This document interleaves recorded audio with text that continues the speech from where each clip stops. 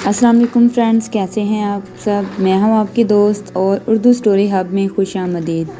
जी तो फ्रेंड्स, आज फिर हमारी ये कहानी एक ऐसी नसीहत है, एक ऐसा सबक है हमारे लिए जिसे हम सुनकर इस बात का तो अंदाज़ा लगा सकते हैं कि बड़े चाहे जितनी भी कुर्बानियाँ दे लें, लेकिन जब छोटों की बारी आती है तो वो बड़ों की नेमत को, बड़ों की कुर्बानियों को किसी खातर में भी नहीं लाते।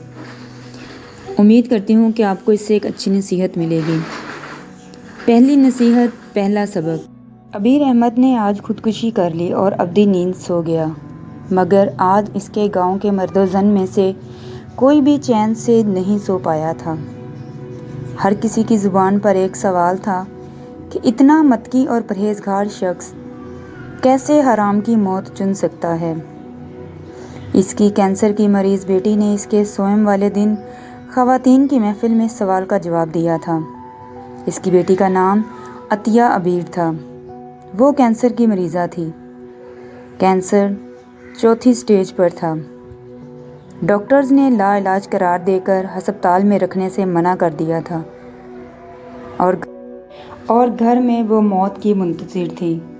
मगर इससे पहले इज़राइल इसके वालिद साहब की रूह कब्ज़ करके ले गया था।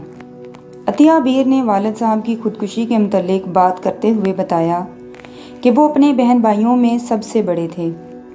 इनसे छोटा एक भाई और दो बहनें थीं। इनके वालिद साहब यानी मेरे दादा बीमार होकर बिस्तर से जा लगे और फिर कभी ना उठ सके, तो मेरी दादी ने बच्चों की परवरिश के लिए काम काज करना शुरू कर दिया। मगर मेरे वालिद साहब की गैरत ने गवारा ना किया कि इनकी माँ कमा कर लाए और वो खाएं। लिहाजा उन्होंने तालीम को खैराबाद कहा और मेहनत मजदूरी शुरू कर दी। मुझे याद है मेरे वालिद साहब ने 16-16 घंटे काम किया है। वो दिन को अपना ज़मींदारा करते, शाम को करीबी मिल में चले जाते और 8 घंटे वहाँ मजदूरी करते। यूँ इनकी डबल आमदनी से घर में अखराजात और बहन भाइयों की तालीम के बाद भी बचत हो जाती थी। वो इस बचत से हर साल कोई ना कोई छोटा बड़ा जानवर खरीद कर रख लेते थे, क्योंकि इनको पता था जब बहन भाई जवान होकर बड़ी क्लासेस में पहुंचेंगे तो घर के अखराजात के अलावा तालीम के अखराजात भी बढ़ जाएंगे।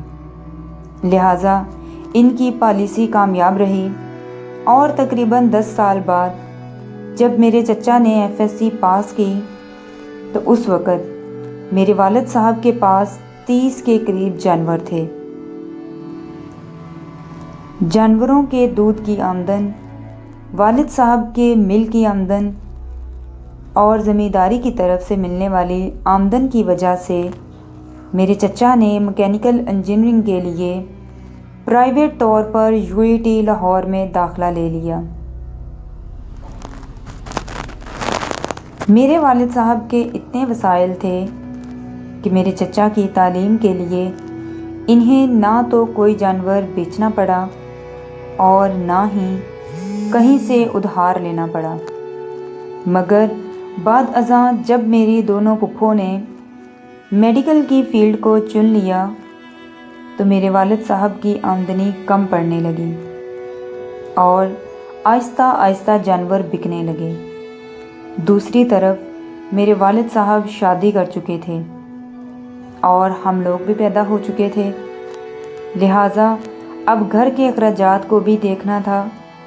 खैर, मेरे वालिद साहब के सिवा इस बात की किसी को फ़िक्र ना थी।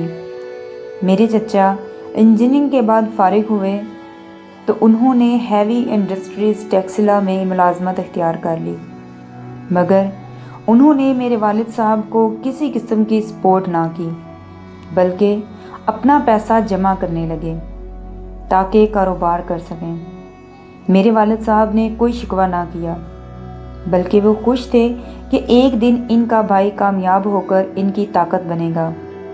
दूसरी तरफ मेरी दोनों फुप्पों के डॉक्टर बनने तक हमारे तकरीबन सारे जानवर बिक चुके थे। बस अब घर और ज़मीन बाकी थी। मेरी एक फुप्पो ने तालीम मुकम्मल होते ही शादी कर ली और शौहर के साथ कनाडा मुंतकिल हो गईं।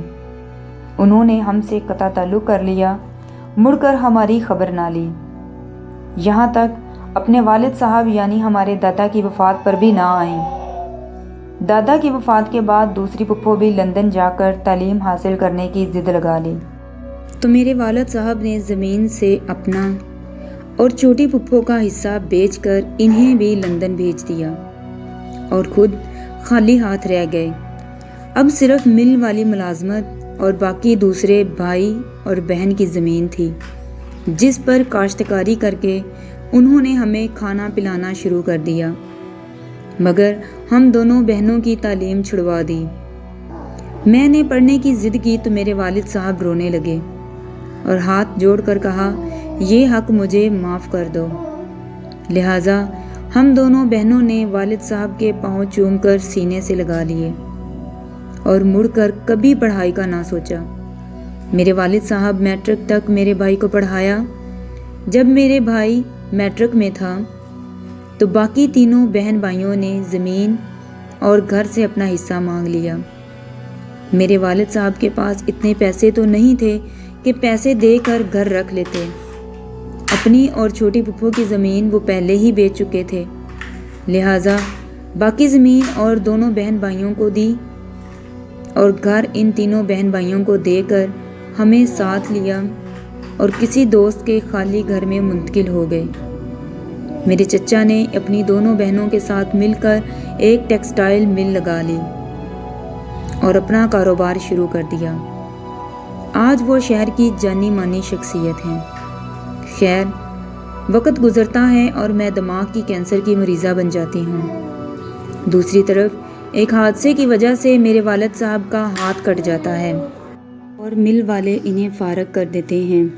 जब घर में फाकों की नौबत आती है तो कुछ दिन पहले मेरे वालिद साहब अपने भाई की मिल में काम लेने की खातिर जाते हैं, जहां इनके छोटे भाई और भाभी दफ्तर में बैठे होते हैं। मेरे वालिद साहब अपने भाई के सामने अपना मुद्दा बयान करते हैं, जिस पर मेरे चचा कहते हैं, मैं मिल के बैरूनी मामलात देखता हूँ, अंदरूनी मामलात तुम्हारी भाभी देखती है, इनसे मिल लो। मेरी चची मेरे वालिद साहब को देखते ही कहती हैं, तुम्हारा तो एक हाथ ही नहीं है, तुम क्या काम कर सकते हो?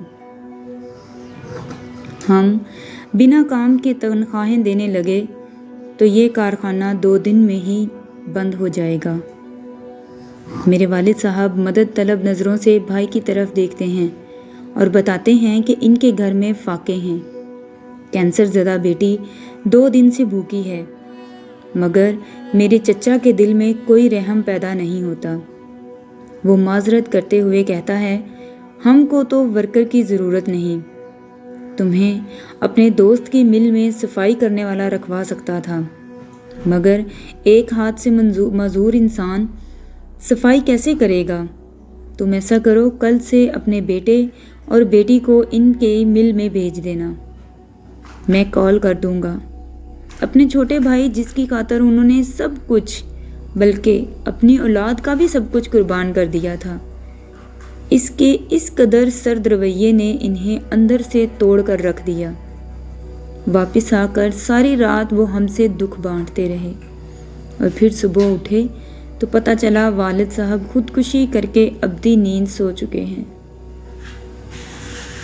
मैं यहाँ बैठी हुई सब बहनों से इल्तिजा करती हूँ, खुदारा बड़े भाइयों का एहसान याद रखें, और भाइयों से कहती हूँ, खुदारा अपनी औलाद का हक भी अपने बहन भाइयों पर कुर्बान ना करें, वरना बाद में फ़क्त पछतावे होंगे। आपकी लाश घर में पड़ी होगी और आपकी कैंसर ज़दा बेटी रस्सी की मदद से सर को बांधे हुए लोगों के घरों में जाकर पैसे मांग रही होगी ताकि आपके लिए कफन खरीद सके। इसके साथ ही अतिया अबीर मुंह के बल ज़मीन पर गिर पड़ी और मर गई। अब की बार अतिया के बहन भाई अतिया के कफन के लिए पैसे मांग रहे थे। इंतहाई अफसोसनाक खबर, इंतहाई अफसोसनाक वाक़या। उम्मीद करती हूँ आपको ज़रूर पसंद आएगा। میرے چینل کو لائک کریں، شیئر کریں اور سبسکرائب کریں۔ پلیز پلیز پلیز چینل کو سبسکرائب ضرور کیا کریں اور گھنٹی کے آئیکن کو ضرور دبا دیں تاکہ میری ہر آنے والی ویڈیو آپ تک پہنچ سکے، اور اپنے فرینڈس فیملی میں شیئر کریں۔ دعاؤں میں مجھے یاد رکھیں، اپنا خیال رکھیں۔ اللہ حافظ۔